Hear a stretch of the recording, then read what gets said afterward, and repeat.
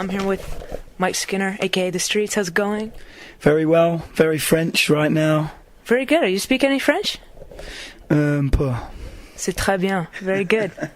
So, I'd like to start off by talking about my favorite track on the new album, which is On the Edge of a Cliff.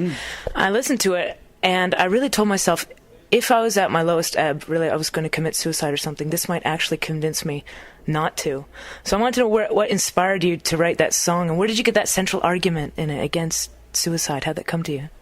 Well, it wasn't really against suicide at first, but I mean, it was just, it just kind of, I guess, just came to me, really, and it was kind of written down, and I started with the chorus, and I didn't have anything else, and, and really, all of the songs take me a long time to write, and it's not kind of like fireworks, it's just kind of sitting there, with the book, and just trying to get somewhere, and it was so unquestionably positive that I think, like every story, there needs to be a kind of conflict that leads to it, and so I think, the image of a man jumping off a cliff is just so...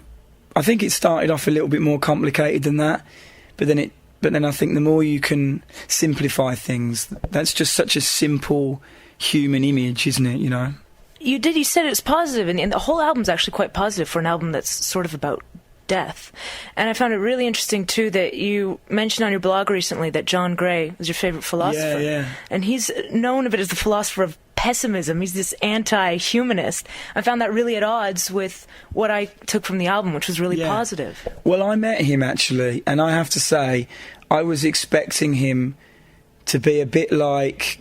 I kind of went to him, and it was a bit like... I just thought that it's almost like once you've read that book, you're a bit like, well, why are we even talking about it? Because it's kind of like there's no purpose. But he was really, really genial, like a really positive guy, I have to say. And when he describes his book, he says that it's positive. He says that, these are kind of stories that we tell each other, and why don't we just tell some better stories, really?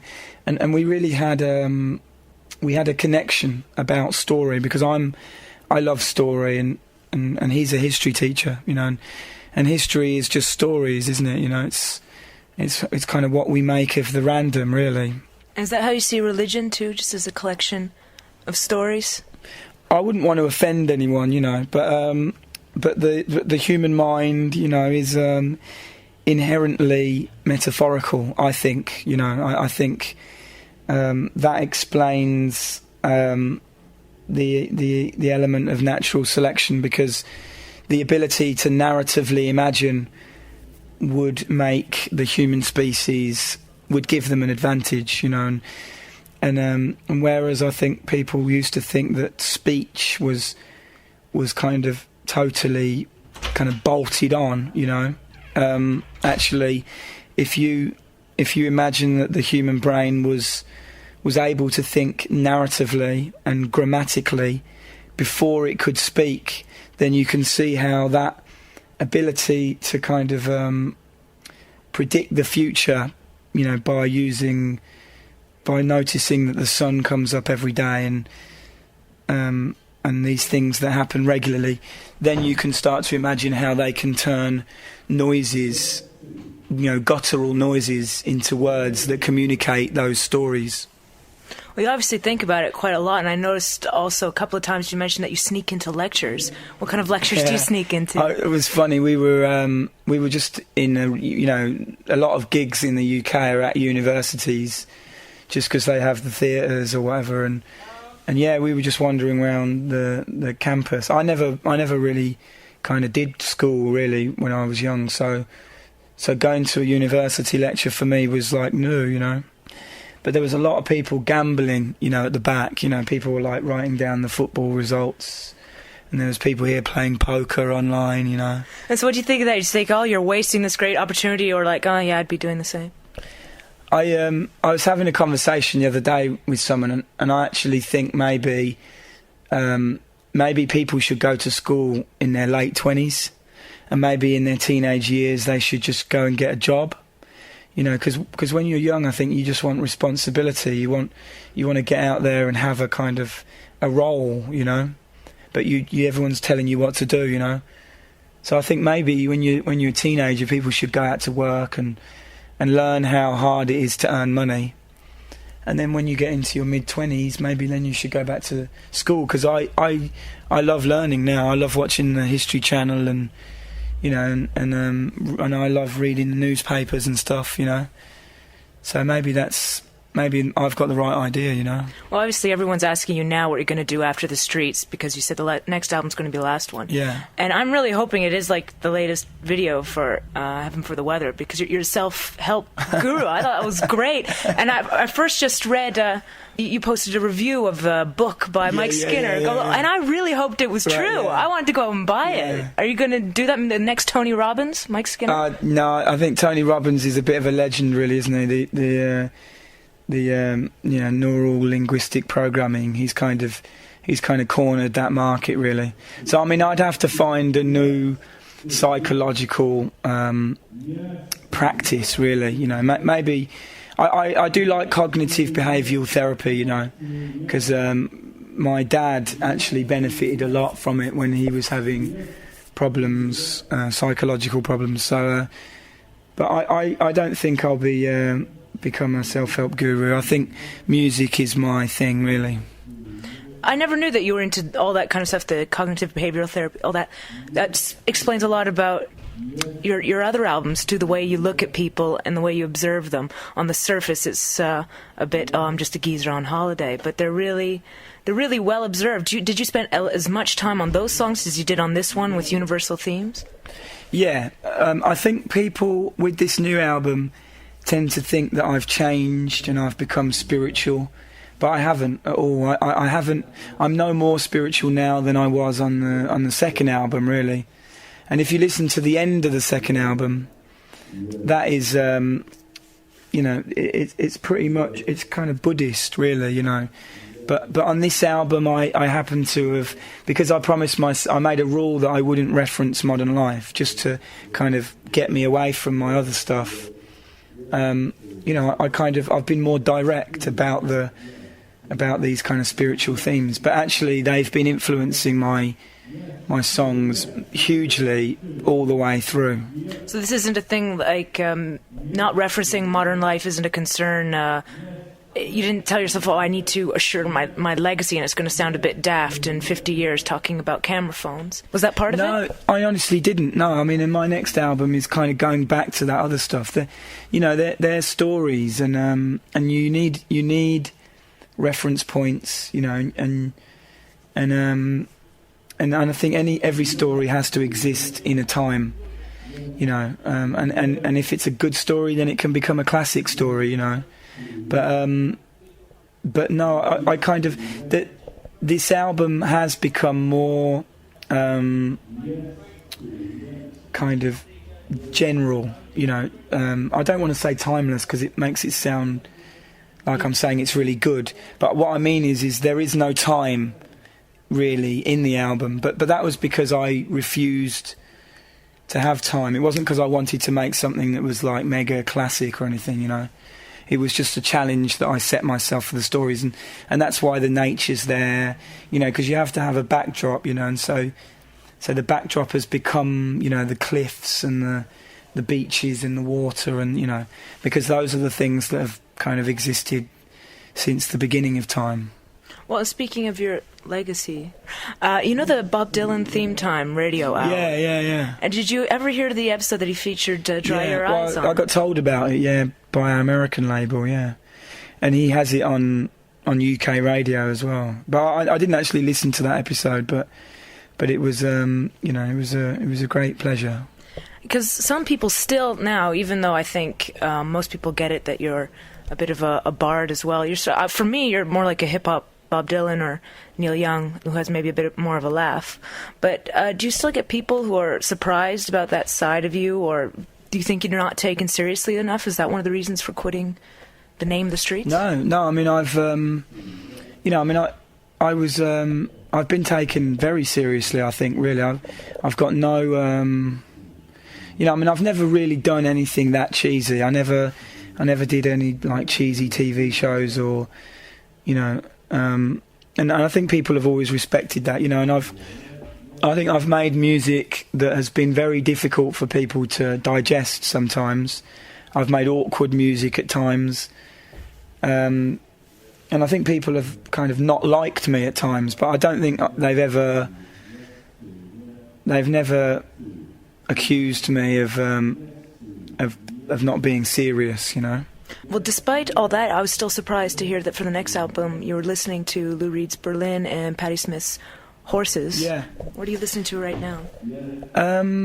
Well, I mean, a lot of different, you know, I mean, I've been listening to the Blade Runner soundtrack. I can't even, I mean, I really like the new Coldplay album, actually. The Brian Eno influence, I think, works really well. Old Special stuff I've been listening to. Been listening to a lot of old garage as well, you know, stuff I used to go out to like nightclubs to when I was like 17. Is there any particular garage anthem you can remember going on when you were 17 and came on in the club? Are You Sleeping is a good... We've been singing that actually over the top of some of my beats. Are You Sleeping? Yeah, it's one of my favourite garage anthems. And in terms of your songs, say that they were all in a different room, in a burning house. So you could only rescue one. You know, you had to go to one room and rescue one song. Which one would it be? I would rescue Never Went to Church. Why? Just because I'm really proud that, you know, my dad passed away and it was a very difficult time, and it would have been easy to write something that was very sloppy and kind of lazy, because I actually think that in times of emotion you don't always write great songs, you know. You I think more often you write kind of rubbish songs, really, when you're really emotional. And I was really emotional, but I just think Never Went to Church is one of the best songs I've ever written, and it was also the kind of it was just a perfect time for me to write one of my best songs, you know, because it was a very important thing for me to say. And when you sing that one on stage, it must be hard sometimes to not be overcome with emotion and keep on going with the party vibe of the show afterwards. Yeah, I mean, it does get quite serious, I guess, and certain venues I find it difficult to sing it in. But other times it doesn't really bother me, you know. It kind of makes me happy in a way, you know. To remember. Well, your shows are definitely a happy party, and you have this whole borrowing and lending thing. Yeah. On this tour, can you explain what that is? Just because, you know, everything is borrowed. It was we do this thing called Beat Stevie, which is a TV show that we have on YouTube, and it was just someone's idea, really. So we started getting people to bring stuff to the shows, and then we would kind of borrow them and take them to the next show, and try and get them home after, you know. It's always worked out? Yeah, it's always been a really good laugh, actually, yeah. I was a bit scared of kind of leaving kind of teenagers in strange towns, but... And you're never scared for yourself. A lot of people who've had your kind of success and celebrity would want to... They're more comfortable having a barrier between themselves and the fans. Did you ever think twice about that? There is a barrier, definitely, between me and my fans. I don't... you know, I mean, when I'm on stage, I do like crowd surf and stuff, and we do kind of invite a lot of a connection, really. But it's not really. I do all the normal things that every other band does, but we just do it ourselves. We control it ourselves. So, like, you know, where a band might, you know, turn up at the record label or a radio station and kind of shake everyone's hands, you know, we don't really do that stuff, really, because I think it's a bit stale. But we will invite fans backstage at the gig, and, you know, we have a drink with them and stuff. But it's not out of control, you know, and I wouldn't let it get out of control. You've never been freaked out by celebrity, though, because you did have one album that was sort of a celebrity album. Was that really you, though, or was that people you'd seen? It was that album was a kind of, there was a lot of irony to that album, and it was. And I think I kind of didn't really like myself. I think people have often commented about that album, and they've said he didn't like fame, and it wasn't that. It was I didn't like myself, and so I got myself into all sorts of trouble, and there was a lot of stuff in the newspapers at the time, but it was a great experience, you know. But what was it that you didn't like about yourself? Well, there's this, I don't know, just people suddenly really like you, you know, and you just don't understand why, you know. You don't understand, you know. It's very simple, actually, and I think a lot of people would experience the same thing, but I don't think people can really understand it until they experience it, and that's why people kind of were a bit uncomfortable by that album, you know, because they thought that I was a certain thing, you know, and I was admitting to being kind of something else, you know. But I think in the life of an artist, that's important, you know. It's important that you're honest at all times.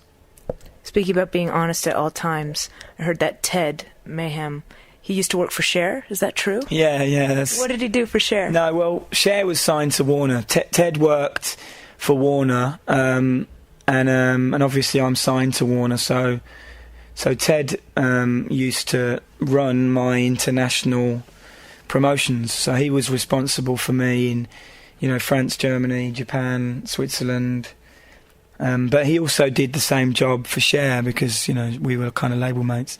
I never met her, but he it's just a funny story that always gets told, really, you know, and it was kind of at the beginning of his career. Did he ever meet her? Yeah, loads. Yeah, I mean, he did her, you know, so he booked. So he didn't just stay in office. She was like, she didn't just send he has emails. to travel with them. You know? Oh, okay, with them. What did he think of her? Like, you know, he booked a whole lot of private jets and stuff. And do you travel by private jet? I have travelled by private jet, but I don't really like it. Really, I think it's probably quite dangerous. I don't know. Well, light aircraft, the whole Buddy Holly thing. Yeah, Leah as well. You know, Leah, that's right, and Otis Redding. Yeah. You know, Coldplay have a cold plane. Okay. Have you ever been on it? I've never been on the Coldplay. No, I've met them many times. They're lovely lads. And I think when you're married to Gwyneth Paltrow, I think you do need to have a certain element of travelling alone, you know. But I don't really need to travel alone. No, well, I mean, you have no plans of marrying movie stars? Well, if the right one came along, you haven't gotten any offers yet? I've never had an offer from a movie star. Natalie Portman once came to one of my shows in Boston. That was about the closest that I've ever had to a film star. You starstruck? No, not really. Have you ever been starstruck? Yeah, when I met Thomas Bangalter, big time, from Daft Punk. He's very French looking, but that was the most starstruck I've ever been, meeting Thomas Bangalter. And it was just after they performed, you know, I mean, I love Daft Punk, but they also, you know, the show that I saw was regardless of my love for Daft Punk, it was like the best show I've ever seen. You know, that light show. Was this the latest one, the Alive? One? Yeah, I went to see that one in Tokyo. That was crazy. It was amazing. Yeah. So it was just after I'd seen that, and I was blown away, and then we share the same agent, actually, so it's a wonder that we haven't met before, really. But I don't really like meeting my idols, really. It's not something I'm not like desperate to meet people like that. But he was lovely, and it was very and it was strange, actually, because I was kind of talking to him, and then at the same time there were these other people trying to get my autograph and stuff, and it was really weird. And I was kind of like, go away. I'm like. But then at the same time, I was a bit like, felt like I was hassling him as well, you know.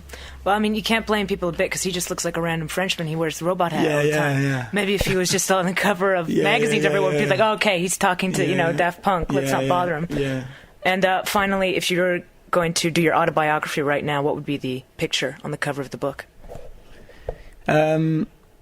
Gosh. I mean, it's really boring. My life is really boring, and it's mostly spent in the studio, really. I think I'd probably have a massive microphone, like one of the amazing kind of classic German microphones.